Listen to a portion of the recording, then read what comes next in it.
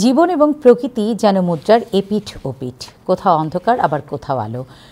কোনো দেশে দুমুঠো খাবার না পেয়ে মানুষ অনাহারে দিন কাটাচ্ছে, আবার অন্য কোথাও মানুষ খাবারের অপচয় করছে। পবিত্র রমজান মাস আসলে ইফতার মাহফিলের নামে খাদ্যের অপচয়ের অভিযোগ নতুন নয়। বিস্তারিত এইচ.কে. সোহাগের রিপোর্টে।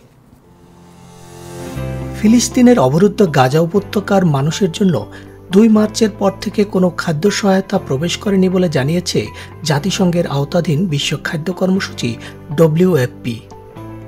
ফলে সেখানে তৈরি হয়েছে প্রচণ্ড খাদ্য সংকট। শিশু থেকে বৃদ্ধ একবেলা খাবার পাওয়াই যেন তাদের কাছে সোনার হরিণ।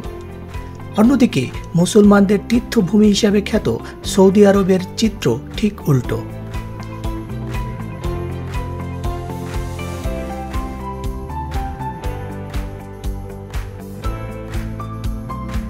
বিশ্বের রাজধানী খ্যাত যুক্তরাষ্ট্রের নিউ ইয়র্ক সিটি। ব্যয়বহুল এই শহরে কারো কাছে জীবনযাপন কষ্টসাধ্য, আবার কারো কাছে যেন স্বর্গরাজ্য।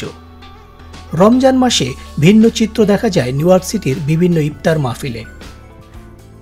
প্রয়োজন অনুপাতে খাবারের পরিমাণ বেশি হওয়ায় অপচয়ের মাত্রা বেড়ে যায় বলে মনে করেন সচেতন প্রবাসীরা। তবে এর বিকল্পের কথাও বলছেন কেউ কেউ।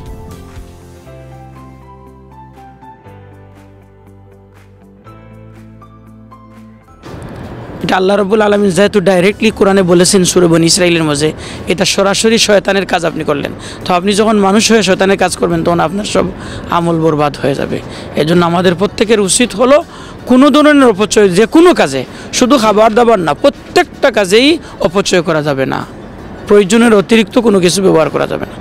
আমাদের 40 to 50% ফুড অপচয় হয়ে যায়, ওয়েস্ট হয়ে যায়। সেজন্য আমরা আমাদের এই জায়গা থেকে বাইরে আসার জন্য হয়তো আমাদের আরও ডিপলি চিন্তা করতে হবে কিভাবে আমরা এই জায়গা থেকে বাইরে আসতে পারি যেন অপচয় না হয়। বক্সে দেওয়া হয়তো অনেকে কিন্তু সাথে নিয়ে যেত, এটা খাবারটা ওয়েস্ট হইতো না। আমরা যদি বক্স হিসাবে করতে পারি আগামীতে, এবং যে খেতে পারলেন নতুবা সাথে নিয়ে যেতে পারবেন। ইফতার মাহফিল আয়োজকদের খাবার অপচয়ের বিষয়ে আরও সচেতন হওয়া জরুরি বলে মনে করেন সচেতন প্রবাসী বাংলাদেশিরা।